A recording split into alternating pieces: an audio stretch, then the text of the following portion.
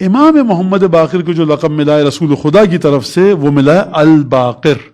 یعنی الباقر کا مطلب کہ ای شقہ شقن، یعنی جب آپ کسی چیز کو شق کر کے چیر کے اس کے اندرونی حصے کو باہر کریں کہ جو چھپا ہوا حصہ ہے وہ سامنے آ جائے تو اس کام کو کہتے ہیں بقر، اور باقر اس کام کو انجام دینے والا. اور پھر اس کے بعد فرمائے رسالت باب نے لِأَنَّهُ يَبْقَرُ الْعِلْمَ بقرہ، کیونکہ یہ جو میرا بیٹا ہے، جو میرا پوتا ہے، نواسا ہے، پوتا بھی کہہ سکتے ہیں آپ، نواسا بھی کہہ سکتے ہیں، کیونکہ ننیال بھی امامت کے مرحلے پر ہے اور ددیال بھی. لہٰذا فرمایا کہ یہ جو میرا بیٹا ہے باقر، جس کا نام میرے نام کی طرح ہوگا، اور آپ کے علم ہے کہ امام باقر کا نام محمد ہے، لقب ہے باقر، یہ علم کو آشکار کرے گا، علم کو کھول کر باہر کرے گا. اب خود اس پر کافی تفصیل کے ساتھ کئی دفعہ گفتگو ہو چکی ہے، لیکن ایک اشارہ کر دوں، جو امام باقر علیہ السلام کی خصوصیت آئی ہے حدیث وصیت میں، وہاں پر خداوند تبارک و تعالی نے رسول خدا کے ذریعے اس وصیت میں جو خطاب کیا ہے، جو مخاطب کیا ہے امام باقر کو، وہاں پر یہ اصطنع الامہ، اے محمد باقر امت کو تعمیر کرو، امت کی تعمیر کرو، امت کو بناؤ. کس کی امت کو؟ رسول خدا کی امت کو. کیا مطلب رسول خدا کی امت کو؟ اب یہ جو جملہ ہے کہ میرا یہ بیٹا باقر علم کو نکالے گا جو علم چھپا ہوا ہے، اور ادھر سے خدا رسول خدا کے ذریعے اعلان کر رہا ہے امام باقر کو وصیت جو آسمان سے آئی کہ اصطنع الامہ، امت کو دوبارہ سے تعمیر کرو. کیسے تعمیر کریں گے امام باقر؟ علم رسالت کو جو چھپا ہوا ہے نکالیں گے. کیوں علم رسالت چھپا ہوا ہے؟ کیونکہ رسول خدا کے جانے کے بعد 25-30 برس تک یہ پابندی رہی کہ خبردار کوئی بھی رسول خدا کی حدیث کو نقل نہ کرے. اب اگر آپ اس بات کو دیکھیں کہ کوئی بھی حدیث رسول خدا کی نقل نہیں کرے گا کیونکہ ہمارے پاس قرآن کافی ہے، تو کوئی جا کر پوچھے رسالت مآب سے کہ یا رسول اللہ آپ مرحلہ حکمت پر ہیں. حکمت کا مطلب کیا ہے؟ دانائی، عقل، شعور.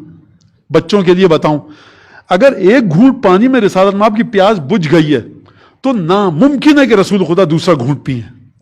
اگر 5 منٹ آرام کر کے رسول خدا کی تھکن دور ہو گئی ہے، امکان ہی نہیں ہے کہ جناب رسالت مآب 6 منٹ بھی آرام کریں. اگر کسی کو ایک خاص انداز سے مخاطب کرنا ہے تو نہ رسول خدا کی آواز بلند ہوگی نہ دھیمی ہوگی.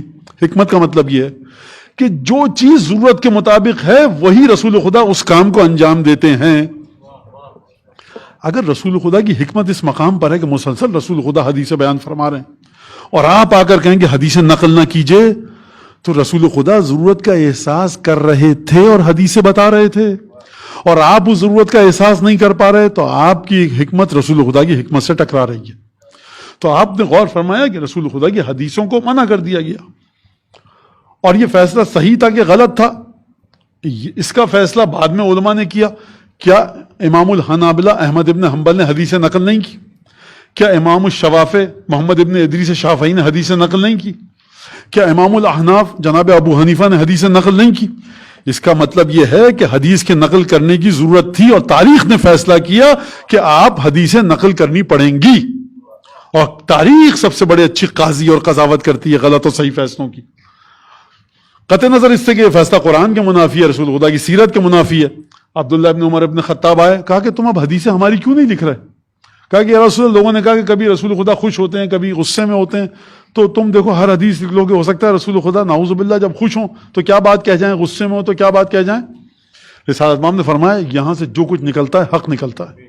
اگر ہر اس زبان مبارک سے جو حق نکلتا ہے تو آپ حق کو چھپانے کا حکم کیوں دے رہے ہیں؟ اب جب حدیثیں چھپی رہ گئیں، اس کے بعد امام حسین امام حسن کا زمانہ آیا. 250 حدیثیں امام حسین سے نقلیں پوری. 10 سال امام رہے، 250 حدیثیں. امام سجاد کا زمانہ آپ کے سامنے ہے، کن کٹھن حالات میں امام سجاد نے امامت کی ذمہ داری کو سنبھالا. اب ہے واقعہ یہ کہ امام باقر امام بنے ہیں. حدیث وصیت امام باقر کو مخاطب کر کے فرما رہی اصطنع الامہ، امت کی تشکیل دو. یعنی رسول خدا کا جو علم چھپا رہ گیا ہے اس علم کو ابھارو اور نکالو. یہ معنی ہے ای شقہ شقہ یبقر العلم بقرہ. جس طرح سے آپ زمین پر ہل چلاتے ہیں تو چھپی ہوئی زمین کی تہیں نکلتی ہیں، اور اس کے بعد آپ زمین کو تیار کرتے ہیں، اس میں بیج بوتے ہیں، تب فصل اگتی ہے. لہٰذا امام محمد باقر اب رسالت مآب کی حدیثوں کو، رسالت مآب کے علم کو آشکار کریں گے، فاش کریں گے، لوگوں کے سامنے لائیں گے، تاکہ امت کی نگاہوں سے جو حقیقتیں چھپی رہ گئی ہیں وہ دوبارہ سامنے آئیں.